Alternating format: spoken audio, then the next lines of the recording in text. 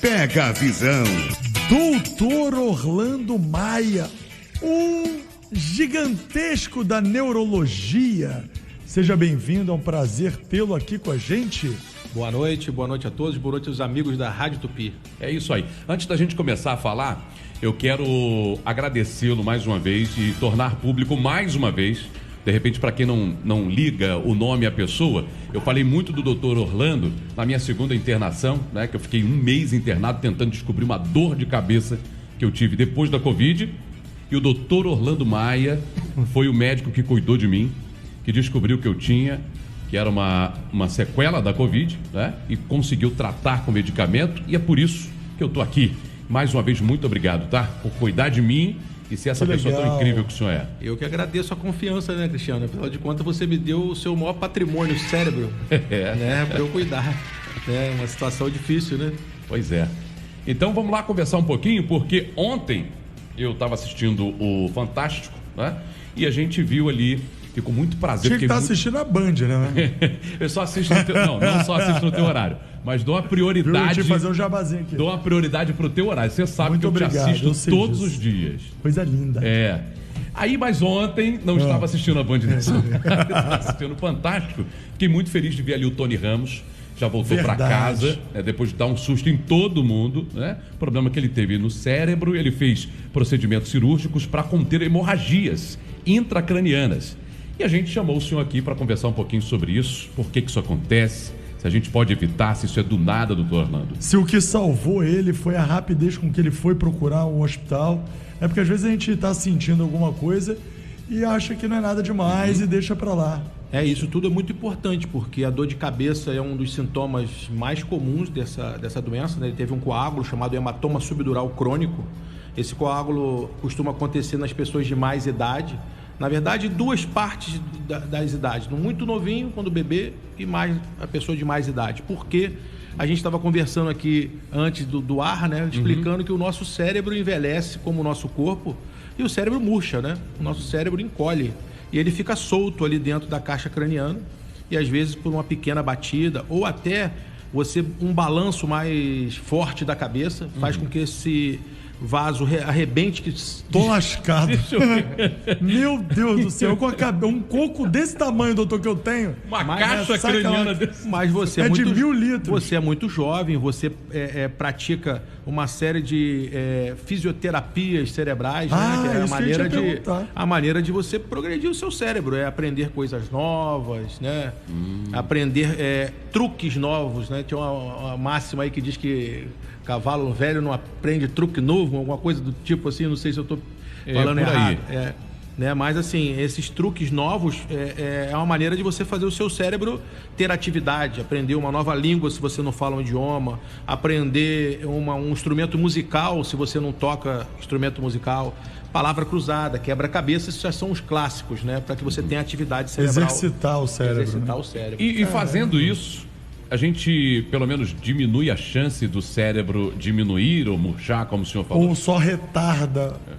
Na verdade, uma série de fatores influenciam nisso, né? A primeira são aqueles fatores que a gente sempre fala, né? Cuidar do seu corpo e da sua mente com exercício físico regular, não fumar, não beber bebida alcoólica em excesso, cuidar das suas taxas de glicose e colesterol, aqueles hábitos de vida que...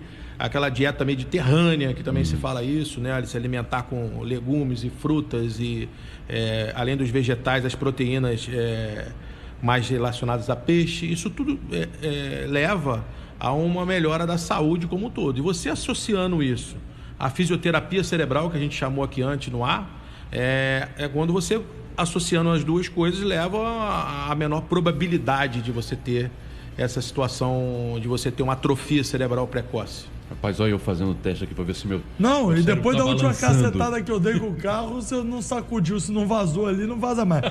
Agora, deixa eu perguntar uma coisa pro senhor. Agora, ainda falando da situação do Tony Ramos. Ele teve uma hemorragia intracraniana e a gente sempre teve pelo menos na minha humilde opinião, não digo, mas isso tem alguma coisa a ver com AVC? Ou não tem nada a ver, são situações distintas? Não, você falou muito bem, né? Até os sintomas são muito próximos, não deixa de ser um AVC hemorrágico. Nós temos 2 tipos de AVC, né? Um AVC quando você tem um entupimento de um vaso cerebral, chamado Sim. AVC isquêmico, e tem quando você tem uma hemorragia. Normalmente o AVC hemorrágico é quando você tem um sangramento do próprio cérebro. O sangramento que o Tony teve é um sangramento entre o cérebro e a caixa craniana. Ah, entendi. É um sangramento mais benigno, né? Um sangramento que não tem uma lesão do cérebro propriamente dito. A lesão do cérebro é por compressão. Ele vai crescendo e apertando o cérebro e causando a disfunção cerebral por uma pressão em cima do cérebro e não... Já o AVC geralmente tem sequelas. E não uma destruição do tecido cerebral. Quando você tem uma hemorragia no cérebro em si, por um aneurisma ou por uma hipertensão arterial que rompe um vaso cerebral, você tem uma destruição do tecido cerebral, então isso deixa uma consequência. Na situação do Tony, como era uma pressão exercida de fora para dentro, apertando o cérebro, né, quando você faz a limpeza cirúrgica, que não deixa de ser uma limpeza, uma abertura no crânio, e você limpa aquele coágulo, você tira essa pressão, o cérebro normalmente volta ao normal e aí volta a função. E tem uma coisa interessante, porque ele foi operado mais de uma vez, não sei se vocês chegaram a ver no noticiário, Sim, né? Por que disso? Porque a principal complicação dessa cirurgia é a recorrência do hematoma. Você tira o hematoma, tira o coágulo deixa aquela pressão do cérebro. Se o cérebro não volta a ocupar o lugar dele, ele deixa um espaço. E aí ele pode ter uma nova coleção do hematoma e aí ter necessidade de algum outro tipo de tratamento. E aí existem outros tipos. Existe um catéterzinho que vai lá e fecha a circulação que causa a hemorragia, né, chama neuroembolização. Ou você pode ter a nova abertura do crânio para drenagem, que foi o caso dele. Rapaz, que coisa, né? Agora, já que o Vaguinho puxou esse assunto do AVC... Qual é a diferença do AVC e do AVE? Apenas uma semântica de nome. Na verdade, existia uma dificuldade de se chegar a qual o nome correto. O correto é AVE. Acidente vascular encefálico. Tá. Porque tudo que está dentro da cabeça é o encéfalo. E como não tem só cérebro dentro da cabeça, a gente tem o cérebro e o cerebelo, ele envolve, que é a parte posterior da cabeça, o cerebelo. Então ele envolve as duas coisas que estão dentro da cabeça. Mas, quando você teve que conceituar, ter um nome único para essa doença, foi feita uma pesquisa, sabia disso? Foi feita uma pesquisa, Cristiano. E uma pesquisa de opinião. E o que você entende como um AVC? O que você entende? E apareceram diversos nomes para a mesma doença. Ataque, crise, vários nomes. E aí, a convenção médica chegou à conclusão que o nome que mais aparecia era AVC. Como é uma doença muito prevalente, que tem tratamento, fez uma convenção de chamar tudo aquilo que está dentro da cabeça de AVC, apesar de estar um pouco errado esse nome. Porque tem outras peças, digamos assim. E derrame é a mesma coisa também? A mesma coisa. Surgiu nessa pesquisa. Derrame, ataque, crise, AVC, stroke, que é o nome em inglês. Apareceram diversos nomes e chegou à conclusão seguinte: o melhor é chamar o que mais se chama. E o que mais se chama é AVC. Muito bem.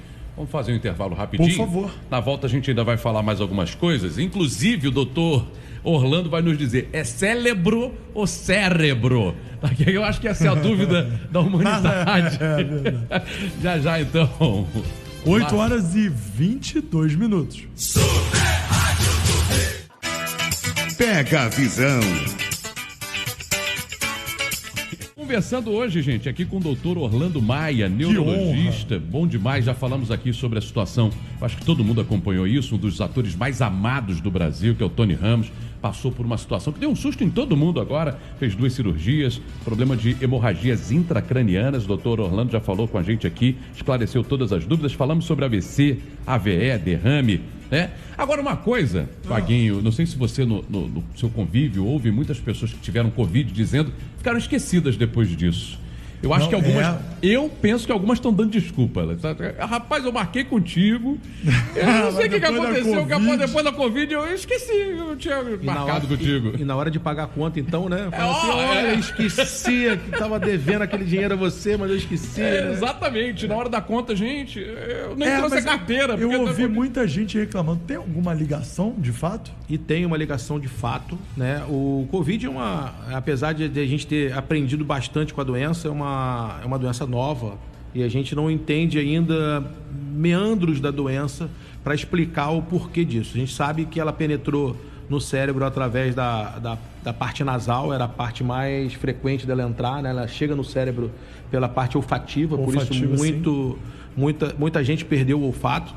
E dali o vírus no cérebro ele atrapalha essa situação de memória e muita gente ficou com uma alteração de memória tardia. Então é muito comum em consultório você receber os pacientes reclamando: doutor, eu tenho um déficit de esquecimento. E o problema é que a gente não tem muito o que fazer. É isso que eu ia perguntar, já que para evitar a atrofia do cérebro tem exercício, nesse caso não tem o que fazer. Não, esses exercícios são iguais, né? O que a gente falou sobre a atrofia do cérebro, assim como também para o olfato, teve gente que ficou sem o olfato durante muito tempo.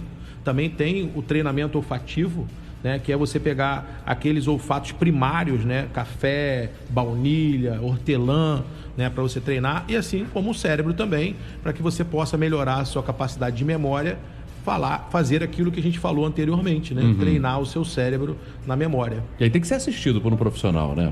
A gente tem bastante profissional que usa métodos diferentes para isso, né? Terapeuta ocupacional, o fonoaudiólogo também, que mexe, apesar de achar que o fonoaudiólogo só mexe com voz, né? Ele tem essa parte cognitiva associado. Então esses profissionais ajudam, né, a essa melhoria. Eu tenho duas dúvidas aqui que na verdade nem estavam programadas. Na pauta, né? Mas vamos lá. Eu sou muito acelerado. Ninguém vê isso, né? Ele não fala, doutor Lando. A gente Eu não tenho uma tinha esse dificuldade diagnóstico. muito doida. Eu penso muito mais rápido que falo. E olha que eu falo rápido pra cacete. Mas assim, eu sinto que tem palavra que eu tenho dificuldade. Agora eu tô tendo dificuldade de falar. Vaguinho, então procura fono, não é o neuro. Ok.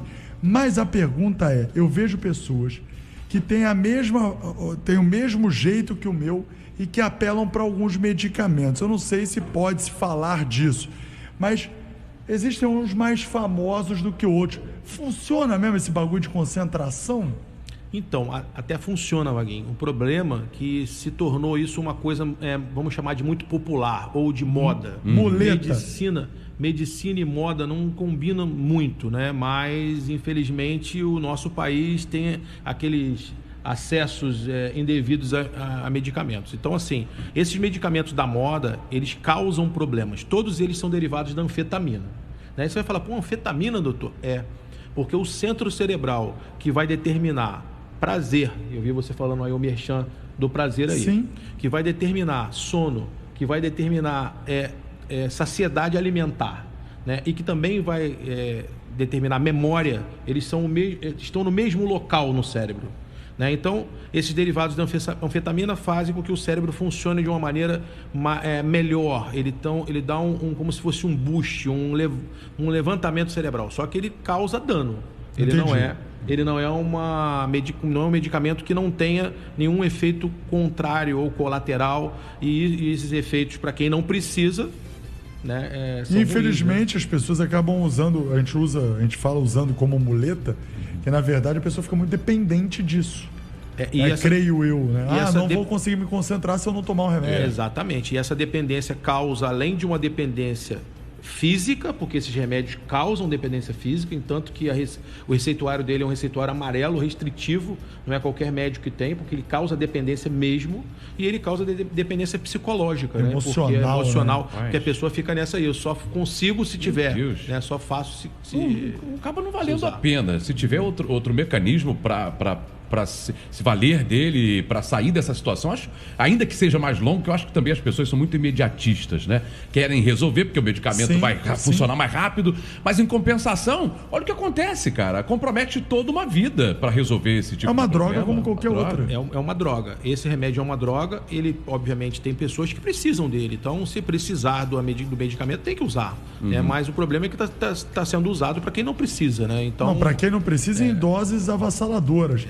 Porque assim, tem muita gente que, como o senhor falou, precisa, só sabe que precisa de fato passar para um médico, e aí o médico, aí vai a responsabilidade médico-paciente, que vai de fato prescrever esse remédio. É tudo sob controle, e creio que tem, assim como muitos, como por exemplo, vou dar um exemplo chulo, né? O corticoide é uma coisa que em excesso faz muito mal, e tomado com orientação médica, existe o desmame pós. Então, creio que não seja diferente no caso de um remédio tão forte assim. Né? Você está absolutamente correto, usou um exemplo bom do corticoide. Assim, também outro exemplo que a gente pode usar são os medicamentos para disfunção erétil, né? Que estão sendo usados por outros objetivos, né? Sim. Também. Então, acho que são exemplos aí de medicamentos que estão popularmente sendo usados e como moda e que não são muito legais, né, de uma forma legal. O senhor falou um negócio de moda e medicina que não funciona. Realmente, algumas coisas estão até banalizando, né?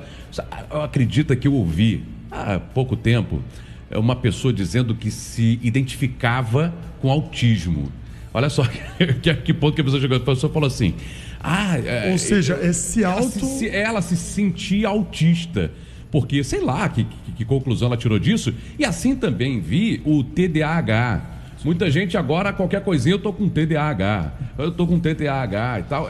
Também assim. Eu sempre achei que eu tinha esse negócio aí. Pode até eu sou muito... E outra, eu tenho uns negócios esquisitos. Se eu ler o primeiro parágrafo, eu chegar no segundo, eu esqueci o primeiro. Eu tenho que ler de novo. Aí eu me irrito, não leio. Não lê mais. Então, mas assim, Cristiano é mais da minha idade, Vaguinho é muito novo. Obrigado. A gente lembra que no colégio sempre tinha alguém que tinha um pouco mais de dificuldade, alguém também que tinha um pouco mais de facilidade. Sim. Né? Então, assim, o problema é que agora a população, de uma forma geral, a nossa sociedade, de uma forma geral, quer todo mundo igual e todo mundo perfeito. No mesmo nível. No mesmo nível, todo mundo perfeito. Não tem aquele que vai ter um pouco mais de dificuldade e aquele que tem um pouco mais de facilidade. E aí, pega essa pessoa que tem um pouco mais de dificuldade, ou você que está lendo um texto, né? Ou você que para ler um texto, você precisa parar um pouco para prestar atenção, porque eu também sou parecido. Eu preciso ler um texto, eu preciso me focar naquele texto. Se eu não focar naquele texto, se eu desatento, eu tenho que voltar tudo de novo, porque eu não lembro. Mas isso é normal, né? Acontece comigo também. Mas foi o que o doutor falou. Normal. A gente chegou num momento hoje que estão tentando achar justificativa pro errado o tempo inteiro. Qual é pro errado? Eu poderia virar e falar assim, pô, eu repeti 3 vezes. É porque eu tenho TDAH. Eu não estou dizendo que não exista, que não seja algo sério, mas como qualquer outra situação séria, precisa ser acompanhada por profissionais e não pelo Dr. Google. E eu falo assim, brincando, é um erro que eu cometo, né, da gente falar, até porque quem sofre com esse tipo de situação, sabe o que passam, assim como quem lida com autista, sabe todas as dificuldades, problema com barulho, entre muitas outras coisas. E é um absurdo a pessoa se intitular autista. Falar que se identifica. Como se fosse uma coisa que ela pode escolher, né? Ser ou não. E o transtorno do espectro autista, né? Que a gente chama assim agora a doença, ele é uma doença a ser respeitada. Sim. Né? Porque as pessoas precisam realmente de acolhimento, de ter aceitação na nossa sociedade. Mas aí começa a misturar muito, se auto-intitular e querer se encaixar e também querer receber vantagens, né? Porque existem vantagens embutidas aí você ter essa classificação, né? Então assim, isso tem que ser um profissional realmente para chegar a essa conclusão. Doutor, a gente falava de Alzheimer, né? Versus demência senil, versus esclerose. Se falava muito, o meu avô já está esclerosado, minha avó já está esclerosada. Tem um tempão que eu não vejo avó de ninguém esclerosado e tá todo mundo com Alzheimer. O que aconteceu? É que mudaram, né? No passado, o pejorativo era falar esclerosado. O que é esclerosado? É o que você citou aí, demência senil. Primeiro, é classificar isso como uma síndrome, né? Uma síndrome demencial. Todo mundo que perde a memória, que tem alterações de memória importantes, ele tem um quadro demencial. E aí, o quadro demencial, existem vários tipos de doença demencial. Uma delas você falou aí, a demência senil. O que é a demência senil? Todo o nosso organismo envelhece, nossos vasos também envelhecem e a gente vai criando microentupimentos, né? Você tem diminuição da circulação, da microcirculação cerebral. Isso vai fazendo com que o cérebro também diminua de tamanho, murche, né? Pela falta de oxigênio, a falta de energia, e ali a pessoa começa a perder fatores de memória. Então, isso é uma demência senil que antigamente se chamava esclerosado. Da onde vem isso? Da aterosclerose, né? Da esclerose dos vasos, da camada interna dos vasos, né? Então, esse era o antigo esclerosado. E todo mundo era esclerosado. E quando surge uma doença, a doença de Alzheimer, uma deficiência hoje já conhecida de uma proteína que temos ali no cérebro, né? E aí, hoje, inclusive, existe exame que consegue diagnosticar se é Alzheimer mesmo ou não. É um exame de sangue, é um exame ainda pouco acessível, um exame caro, colhe aqui no Brasil, mas vai para os Estados Unidos para ser feito. Caramba. Mas existe esse exame, né? Para que a pessoa determine realmente se o que ela tem é a doença de Alzheimer, né? E a doença de Alzheimer tem alguns tratamentos aí, propostos, mas ainda sem uma grande solução.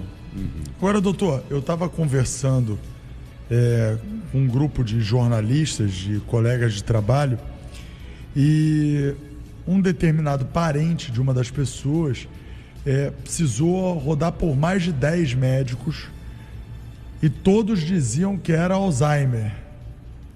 E depois detectaram que não, era uma demência de fato. Mas sofreram muito durante muito tempo, se não fosse a dedicação dos filhos em entenderem de verdade o que é, porque assim, o Alzheimer ele causa o esquecimento, né? Na verdade, meio que saísse durante um tempo desse mundo e ele voltasse assim em momentos aleatórios. A demência, ela, por exemplo, nesse caso, descobriram que era uma demência porque, além de esquecer, tinha o quê de agressividade no momento em que esquecia.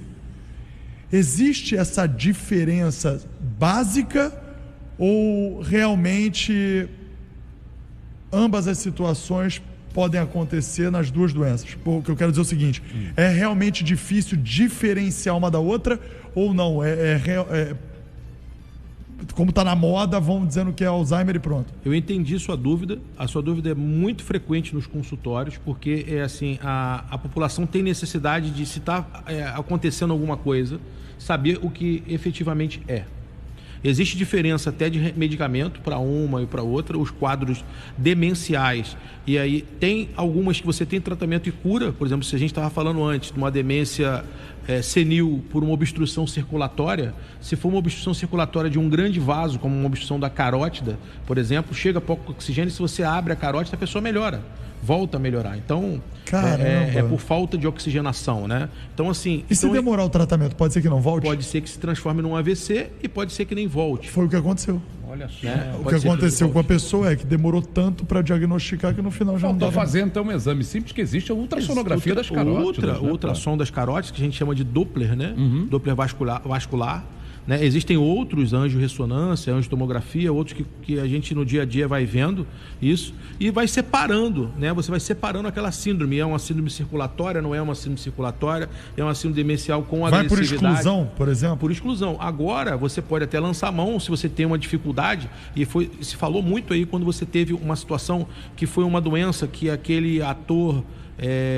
americano teve em relação à fala, que acho que era Bruce Willis, né, o nome do ator. Sim. O Bruce Willis, sim. O Bruce Willis, ele teve uma afasia, né, e é uma afasia demencial. Também é uma outra doença que é difícil de você caracterizar porque a pessoa tem dificuldade de se expressar e ela vai começando a ficar irritada, né, pela dificuldade de se expressar. Entendi. E isso vai tudo se confundindo numa doença com uma outra. Então, assim, por isso é importante que você tenha uma definição de doença para que você possa chegar ao tratamento adequado. E assim, cá entre nós, se você não tiver condições no nosso país de ter um bom plano de saúde, ser atendido por excelentes médicos, a probabilidade de um diagnóstico falho é grande. É verdade. É só você ver o sistema público de saúde. Eu não estou dizendo que melhorou muito. Nós trouxemos o professor Clóvis Bucão aqui, fez um livro sobre o SUS. Eu não estou falando disso. Eu estou falando do dia a dia, a realidade da saúde pública. As pessoas não têm essa condição, muitas das vezes, de fazer esse acompanhamento ou se consultar com acesso, exatamente. Bons médicos, né? Doutor Orlando, lamentavelmente, a hora foi embora, eu nem vi que já eram 8h58 e a gente precisa ir embora. Quero te agradecer. Poxa vida, quando tá é bom assim. demais. Só vou deixar um recado final, Cristiano. Por favor. Não desistir. Muito obrigado. Mesmo que a pessoa Ele falou tenha isso olhando dificuldade. pra mim. A pessoa tenha dificuldade, não desista de procurar, né, um Sim, acesso. claro, Né? claro. Sim. E por falar nisso, para te encontrar nas redes sociais, como é que faz, doutor? dr.Orlando Maia, tô lá no Instagram, no YouTube, agora tô com um canal no YouTube também. Que legal. Ó, que mostrando legal. umas aulas, mostrando algumas Qual coisas. é o canal? Dr. Orlando Maia. Doutor Orlando Maia no YouTube. Eu fiquei feliz, Cristiano, que ele também olhou pra mim e falou, não vou desistir. De você. Gente, ó, doutor Orlando, cara que, foi uma bênção na minha vida.